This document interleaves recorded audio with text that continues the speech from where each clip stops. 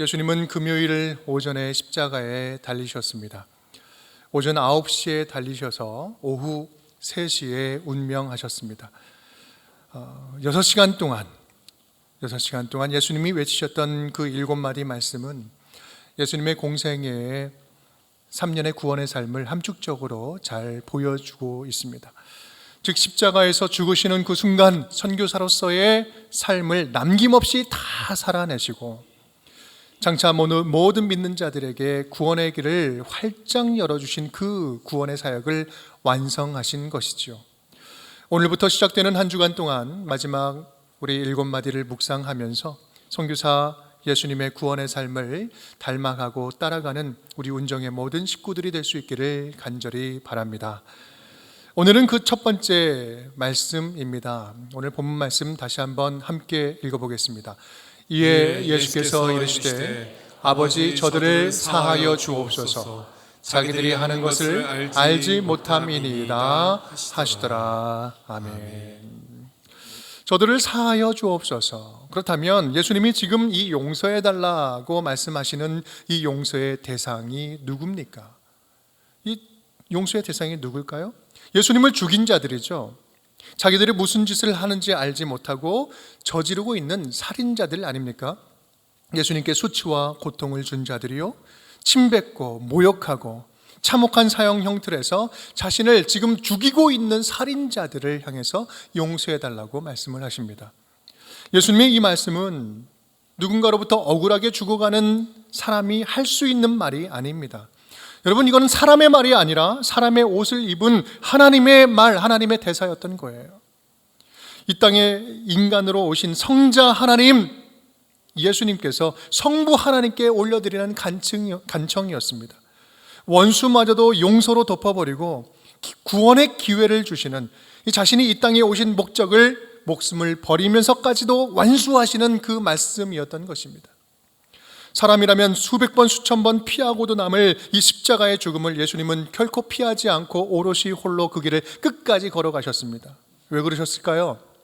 그 십자가 앞에 보란듯이 모든 구제불능인 죄인들을 다 불러놓고 하나님만이 하실 수 있는 용서를 선포하심으로 일방적으로 구원의 길을 여신 것이 바로 예수님께서 이 땅에 오신 목적이었다라는 말씀이에요. 하나님이 세상을 이처럼 사랑하사 독생자를 주셨으니 이는 그를 믿는 자마다 멸망치 않고 영생을 얻게 하려 하심이라. 영생을 얻게 하려 하신다. 그래서 예수님의 공생의 삶을 보면요, 일반 사람들과 관심 자체가 달랐어요. 주로 만나는 사람도 달랐고요, 하는 말도 달랐고 방법도 달랐고 내용도 달랐습니다. 이게 물어보면 선문답 같은 말씀도 하셨고, 또 웬만하면 비유로 말씀하셨고, 가지 말아야 할 곳에 막 서슴없이 가셨고, 소외당한 자, 약자, 병자들, 사람들이 피할 사람들만 골라서 찾아다니셨습니다. 심지어는 절대 상종하지 말아야 할 죄인들과 함께 먹고 마시는 현장에 계셨어요. 왜요? 분명한 목적을 가지고 이 땅에 오셨기 때문에 그렇습니다. 그 목적이 무엇입니까? 모든 죄인을 구원하는 목적. 그래서 마가복음 2장 15, 17절은 이렇게 이야기합니다. 제가 밑줄 치은 부분만 읽겠습니다. 그의 집에 앉아 잡수실 때 많은 세리와 죄인들이 예수와 그의 제자들과 함께 앉았으니 17절 나는 의인을 부르러 온 것이 아니요 죄인을 부르러 왔다. 내가 이 세상에 온 목적은 죄인을 살리러 왔다. 본인의 입으로 직접 말씀하시죠. 나는 죄인을 부르러 왔다. 우리 속담에 이런 말이 있습니다. 까마귀 노는 곳에 백로야 가지 말아라. 무슨 말입니까? 금목자흑 근주자적. 먹을 가까이 하면 검어지고 붉은색을 가까이 하면 붉어진다. 우리가 익숙하게 잘 아는 사자성어들이죠. 우리 인간은 주변의 사람들로부터 많은 영향을 받는 존재이니 친구를 잘 사귀자, 그런 이야기죠. 특히 정결법을 목숨 걸고 지키는 유대인들에게는요, 특히 더 그랬습니다. 사람을 구별해서 만나는 거죠. 레위기 11장 44절 나는 여호와 너희의 하나님이라 내가 거룩하니 너희도 몸을 구별하여 거룩하게 하고 스스로 더럽히지 말라. 정결법이에요. 이런 내용을 근거로 부정한 물건이나 부정한 사람이나 부정한 동물이나 우리 접촉하면 그들의 거룩성이 떨어진다고 생각을 했어요. 그래서 그들은 자기들만을 의롭게 여기면서 죄인과 이방인들, 그 사람들은 사람 취급도 하지 않고 상종도 하지 않았던 거죠. 그들은 그것을 구별이라고 생각을 했습니다. 여러분, 우리도 그렇습니다. 친구 잘 사귀어야죠. 잘 만나야죠. 유유상종이라고 될 수 있으면 좋은 친구들 잘 만나야죠. 그런데 여러분, 그게 전부입니까? 여러분, 이 말에는요, 두 가지 문제점이 있습니다. 첫 번째는 친구를 잘 골라서 사귄다는 말은 철저하게 자기중심적인 태도가 문제인 겁니다. 누가 좋은 친구고 누가 나쁜 친구예요? 좋은 친구를 가리고 있는 나는 좋은 친구인가? 당신은 좋은 친구입니까? 좋은 친구라는 것은요, 상대적인 거예요. 놀기를 좋아하는 애들은요, 집, 학교, 도서관밖에 모르는 아이는 나쁜 친구예요. 재미가 없어요. 기준에 따라 다르죠. 그 기준이 어떠하냐에 따라서 나도 누군가에게는 가까이에서는 절대로 안 되는 나쁜 사람이 될 수가 있어요. 저도 이렇게 목사가 되고 나니까요, 저를 이렇게 좋아하시는 분들도 있지만 목사라고 하니까 더 피하는 분들도 참 많이 있는 것을 느껴요. 목사가 별로 이렇게 매력적이지 않은 것 같아요. 여러분, 나쁜 사람, 좋은 사람 기준이 뭡니까? 어떤 기준을 가지고 있습니까? 여러분, 그 기준은요, 철저하게 자기중심적인 거예요. 그래서 우리는 좋은 사람을 가리기 전에, 내가 선택하기 전에 먼저 내가 누구에게든 좋은 사람이 되어줄 준비가 되어 있는가, 그것이 중요한 것입니다. 그래서 이것이 바로 예수님이 선한 사마리아인 비유를 통해서 우리에게 던진 질문이에요. 지금 강도 만난 사람들 여러분 기억나십니까? 이 사람들 중에서 강도 만난 사람의 선한 이웃, 진짜 이웃은 누구냐? 그러면서 이렇게 이야기하죠. 가서 너도 그렇게 해라. 좋은 사람, 나쁜 사람 고르면서 너가 선택할 생각하지 말고 네가 선을 베풀 줄 아는 진짜 참된 이웃이 되어라 라는 것이죠. 또한 사람을 골라 사귀는 행동에 또 다른 문제점이 있다면 그것은 사람의 변화에 대한 기대가 전혀 없다는 게 문제예요. 이런 말이 있죠. 사람 고쳐 쓰는 거 아니다. 많이 들어보셨어요? 사람 고쳐 쓰는 거 아니다. 얼마나 인간이 변하지 않으면 이런 말이 상식이 되었을까. 근데 보면 정말 사람 쉽게 변하지 않는 것 같습니다. 변할 것 같은데 여전히 똑같이 다람쥐 쳇바퀴 돌듯이 반복되는 거예요. 그래서 사람 믿다가 큰 코 닥치는 경우들도 많이 있죠. 세상의 논리로 보면 정말 그것이 맞는 것 같아요. 그런데요, 하나님의 눈으로 볼 때는 달라요. 하나님의 입장에서 볼 때는, 관점에서 볼 때는 다른 이야기입니다. 사람은 사람을 못 고쳐도 하나님은 사람을 고칠 수 있습니다. 고쳐서 쓰세요. 오히려 절대로 변할 것 같지 않았던 그 인간이 놀랍게 변화된 그 지점을 들여다가 사용하시는 거예요. 그래서 너희는 못해도 나는 할 수 있다. 하나님의 살아계심을 보여주죠. 여러분, 그것이 바로 우리에게 소망이 되는 겁니다. 여러분, 우리는 구별된 삶을 살아야 됩니다. 내가 거룩하니 너희도 거룩하라. 하나님의 자녀는 하나님의 자녀다워야죠. 시편 1편 1절 함께 읽어볼까요? 복 있는 사람은 악인들의 꾀를 따르지 아니하며 죄인들의 길에 서지 아니하며 오만한 자들의 자리에 앉지 아니하고. 하나님의 자녀들은 악인들, 죄인들을 오만한 자들의 자리에 앉지 아니하고 뭔가 그들과는 달라도 다른 구별된 삶을 살아야 되죠. 하지만 여러분, 이 말을 오해해서는 안 됩니다. 그런 구별의식이 유대인들이 그랬던 것처럼 우리에게 왜곡된 선민의식이 되어서는 절대로 안 되는 거예요. 성경에서 말하는 구별된 삶은 단순하게 나는 거룩하고 나는 예수 믿고 나는 하나님의 자녀고 구원받은 자녀니 너희 같은 하나님 알지 못하는 인간들은 내가 잘 안 만날 거야, 상종하지 않을 거야, 그렇게 이런 배타적인 선민의식이 결코 아니라는 말씀이에요. 예수님이 알려주신 구별은요, 내가 죄악에 물들지 않기 위해서 세상과 담을 계속해서 쌓아 올리는 구별이 아니라 내 안에 있는 거룩성이 오히려 세상으로 흘러가서 죄악을 밝히고 몰아내는 어두운 세상의 빛의 자녀로 당당하게 살아가는 차별성을 말하는 것입니다. 혈루증 여인이 예수님을 만졌을 때 일어난 현상이 바로 이러한 현상이에요. 정결한 자가 부정한 자를 만지면 어떻게 됩니까? 정결한 자가 부정하게 되는 거예요. 이것이 유대인들이 가지고 있던 세계관이었습니다. 정결한 자가 부정해져야 되는데 오히려 부정했던 여인이 예수님을 만졌는데 어떻게 됐습니까? 부정했던 여인이 거룩해지는 거예요. 정결해지는 거예요. 여러분, 그들의 정결 부정의 세계관을 완전히 정복시키고 역전시키는 모습인 것입니다. 예수님은 그렇게 하나님이 원래 품었던 마음, 율법을 주면서 원래 가지셨던 그 원래의 마음, 그 원래 율법의 뜻을 완성시키러 오신 분이셨습니다. 그것이 바로 우리를 향하신 하나님의 사람을 고치고 회복하고 다시 구원하는 것이 하나님의 본심이기 때문에 그렇습니다. 디모데전서는 이렇게 이야기합니다. 우리 함께 읽겠습니다. 하나님은 모든 사람이 구원을 받으며 진리를 아는 데에 이르기를 원하시느니라. 아멘. 하나님은 모든 사람이 구원받기를 원하신다. 하나님은 우리 인간들 모두가 하나님의 자녀로 다 회복되기를 원하십니다. 누구도 가리지 않고 모두가 회복되기를 원하세요. 신자든 불신자든 구별하지 않고 모두가 그 진리를 맛보기를 원하신다는 말씀이에요.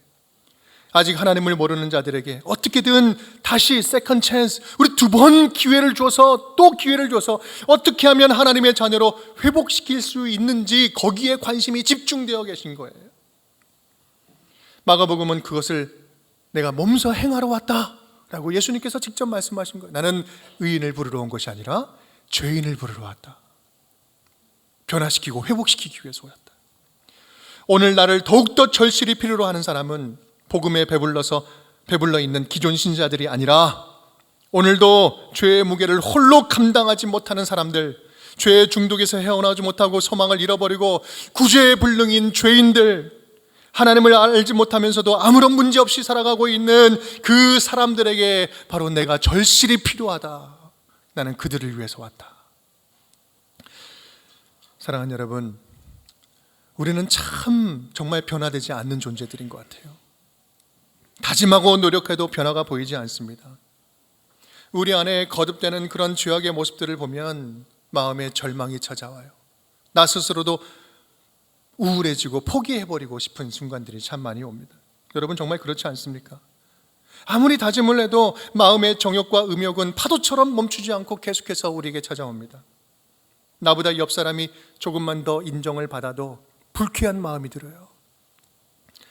목사들도 그렇습니다. 주의 일을 열심히 하다가 시기 질투하는 마음, 경쟁적인 마음, 뭔가 높아지는 마음, 그런 마음이 방심하면 쑥 치고 들어와서 사역자들을 강타해버립니다. 거기서 넘어지게 하죠. 믿는 자라고 하지만 조금만 손해봐도 내가 2배로 3배로 갚아주겠다 이런 마음 들고요. 조금만 잘하면 우월감이 막 들고, 반대로 조금만 못하면 그 열패감에 사로잡아서 상대적인 열패감에 좌절해버리고, 하루에도 마음을 지키지 못하고 분노하고 미워하고 사람을 끊어내고 마음속으로 살인하고 있고, 이러한 일들, 우리는 까만 이런 마음들이 우리 마음에 얼마나 많이 있습니까? 그러면서 이 사람은 절대로 변하지 않아, 절대로 변하지 않아, 자기도 안 변하면서 다른 사람들을 평가하고 낙인 찍고 포기해버리고는 하지요. 우리 예수님은 모두에게 어떻게든 계속해서 기회를 주고자 하시는데 우리는 어떻게든 나만 구원받은 것으로 만족하고 빨리 관계도 끝내버리고 포기해버리고 싶어 하죠. 주님은 계속해서 죄인을 찾아서 변화시키고자 하시는데 우리는 죄인을 찾아서 낙인 찍고 상종하지 않으려고 합니다. 여러분, 이게 맞는 크리스찬의 태도일까요? 여러분, 죄는 양면성을 가지고 있습니다. 하나님이 가장 싫어하는 것이면서 동시에 역으로는 죄는 하나님을 더 깊게 만나게 하는 기회도 될 수 있는 것입니다. 죄가 많은 곳에 그래서 은혜가 많다라는 말씀이 있죠. 다만 그 죄를 어떻게 다루느냐에 따라서 달라집니다. 들키지 않은 죄인보다 들킨 죄인이 훨씬 하나님의 구원에 가깝다는 사실 여러분 잘 아십니까? 제가 8년 전에 미국에서 교도소 선교를 함께 떠난 적이 있는데 거기서 참 큰 감정과 마음을 느꼈습니다. 휘황찬란한 문신이라는 것이 무엇인지 거기서 보았습니다. 저보다 몸짓은 한 2배 정도 되시는 분들이 교도소 안에서 죄수복을 입고 팔뚝만 걷으면 문신이 다 보이는데, 근데 그분들이 저희가 가니까 예배를 할 수 있었거든요. 그들 스스로는 예배를 모일 수가 없어요. 하지만 누군가 찾아가면 예배를 드릴 수 있어요. 근데 그 예배하는 모습을 보았는데요, 지금도 잊지 못하는 모습은 그 예배를 드리는 그 죄수들의 선한 눈빛, 순수한 모습, 제가 거기 큰 충격을 받았습니다. 그들은 수감 생활, 그 감옥에 갇힌 생활이 오히려 주님을 다시 만나는 구원의 기회가 된 것입니다. 복잡한 감정이 드는 거예요. 여러분, 예수님은요 우리들의 죄를 낱낱이 밝혀서 어쩌면 더 괴롭게 해서 그래서 회개케 하심으로 예수 그리스도의 용서하심에 힘입어서 새 인생을 살아가게 하시려고 주님께서는 이 땅에 오셨습니다. 그것이 바로 십자가의 용서예요. 오늘 십자가에 선포된 용서예요. 모든 자에게 죄인임을 깨닫게 하고 돌이키게 하시려고 미리 먼저 용서를 선포하신 거예요. 그 용서하심을 구원의 사랑으로 깨닫고 돌이켜 회개하고 예수 그리스도를 주인으로 영접하면 그때부터는요, 놀라운 변화된 삶을 경험할 수 있게 되는 것입니다.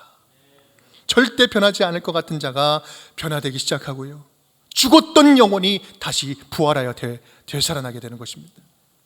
옛사람은 죽고 새 사람으로 다시 태어나게 됩니다. 어떻게 해요? 예수 그리스도의 십자가의 용서의 선언으로 말입니다. 고린도후서 5장 17절 함께 읽겠습니다. 그런즉 누구든지 그리스도 안에 있으면 새로운 피조물이라. 이전 것은 지나갔으니 보라 새 것이 되었도다. 아멘. 여러분, 변하지 않을 것 같은 인생이 변화되는 것이 진짜 복음, 진짜 기쁜 소식 아닙니까? 도저히 절대로 변하지 않을 것 같은 사람을 변화시키는 것이 복음의 능력인 것입니다. 이 말씀을 듣고 있는 지금 이 순간에도 우리 마음에는 한켠에 불신이 있죠. 그 인간은 절대로 변하지 않아. 아무리 그래도 변하지 않을 거야. 하지만 십자가의 용서를 피해갈 사람은 아무도 없습니다. 아버지여, 저들을 사하여 주시옵소서. 저들을 용서하여 주시옵소서. 이미 주님의 용서의 효력은 우리의 모든 인생에 시작되었기 때문에 그렇습니다. 예수님은 우리 모두의 삶을 완전히 전복시키고 회복시키고 하나님의 자녀로 변화시키기 위해서 십자가에서 이미 먼저 용서를 선포하셨습니다. 2000년 전 십자가에서 선포된 용서의 대상은요, 그때 당시에 예수님을 죽이던 그 사람들만이 아니었어요. 바로 저와 여러분이 용서의 대상인 것입니다. 사랑하는 여러분, 우리 주님은 오늘도 저와 여러분이 이 변화되는 자리에 있기를 원하십니다. 어떠한 지점이든 어떤 내용이든 변화되는 자리에 있기를 원하세요. 오늘도 저와 여러분이 어디에 있든지 예수님을 닮아가는 변화의 자리에 있기를 원하십니다. 죄악으로 가득한 세상 속에서 한 사람이라도 하나님께로 다시 돌아오는 그 변화의 현장에 저와 여러분이 주님을 돕는 자로 함께 그 자리에 있기를 간절히 원하십니다. 이것이 예수님이 당시 사람들에게 비난을 받으면서까지 죄인들과 함께 먹고 마신 이유였고, 낮고 비천한 자들을 찾아다닌 이유였고, 병자들을 끝까지 포기하지 않고 고쳐주신 이유였습니다. 그래서 다 포기해버렸던 38년 된 혈루증 걸린 여인을 고쳐주셨고, 누구도 인간 취급하지 않았던 삭개오의 집에 직접 들어가셨고, 날 때부터 소경이었던 자의 눈을 열어주셨고, 40년 된 안전뱅이를 잡아 일으켜서 걷는 자가 되게 하셨고, 죽은 소녀, 이미 숨이 다 끊어져 버린 그 소녀에게 달리타쿰 하고 손잡아 일으켜서 산 자가 되게 하셨고, 예수 그리스도 안에 있는 부활의 복음을 알려주시려고 죽은 지 3일이 된 나사로, 썩은 냄새나는 시체 다 썩은 그 인생을 무덤 밖에서 다시 산자처럼 불러서 나오느라 이가 말씀하셨습니다. 왜요? 그 부활의 복음을 알려주시려고. 그 누구도 끝까지 포기하지 않고 우리에게 영생을 주시려고 말입니다. 요한복음 6장은 이렇게 이야기합니다. 우리 함께 읽겠습니다. 나를 보내신 이의 뜻은 내게 주신 자 중에 내가 하나도 잃어버리지 아니하고 마지막 날에 다시 살리는 이것이니라.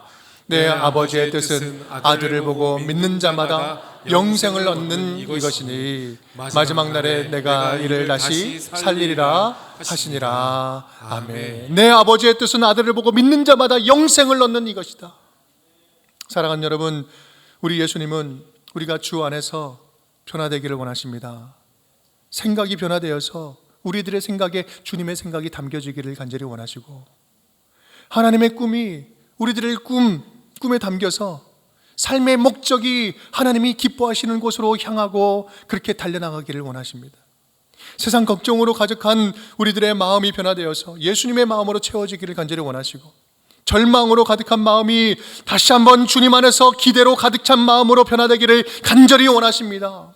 왜냐하면 그것이 바로 우리를 향하신 하나님의 본 마음이기 때문에 그렇습니다. 예레미야 29장 11절 우리 함께 읽겠습니다. 여호와의 말씀이니라 너희를 향한 나의 생각을 내가 아나니 평안이요 재앙이 아니니라 너희에게 미래와 희망을 주는 것이니라. 아멘. 여러분, 지금 이 말은 아직 주님이 우리를 포기하지 않으셨다는 말씀 아닙니까? 아니, 앞으로도 절대로 포기하지 않겠다는 약속의 말씀 아닙니까? 그래서 찾는 자에게, 주님을 찾는 자에게 만나주시겠다고 약속의 말씀을 덧붙여서 말씀 주고 계세요. 12절 13절 너희가 내게 부르짖으며 내게 와서 기도하면 내가 너희의 기도를 들을 것이요 다 함께 너희가 온 마음으로 나를 구하면 나를 찾을 것이요 나를 만나리라. 아멘. 아멘. 여러분, 혹시 감당할 수 없는 삶의 문제로 희망의 끈을 놓고 포기하고자 하는 분들 계십니까? 극단적으로는 생을 포기해버리고 하나님의 자녀답게 살기를 포기하려고 하는 분들 계십니까? 아니, 말씀대로 살려고 하는데, 하나님이 기뻐하신 대로 살려고 하는데 오히려 그럴수록 세상 가운데 자꾸 손해보고 좌절하고 넘어지고 인정받지 못하고 무시당하고 너무나 힘들어서, 아니 이럴 거면 내가 세상과 똑같은 방법으로 살아야겠다 그러면서 하나님의 자녀된 모습처럼 살아가기를 포기하시려는 분들 계십니까? 여러분, 그 생각 멈추십시오. 누군가에게 배신당하고 억울하고 고통스러워서 이 사람이라는 존재, 인간이라는 존재를 포기해버리려고 하는 분들 계십니까? 내가 당한 만큼 똑같이 갚아주겠다, 아니 내가 그것보다 몇 배나 더 갚아주겠다, 분노와 복수심으로 우리 가운데 은밀히 말씀하시는 하나님의 말씀을, 그 분노심이 가로막고 있지는 않습니까?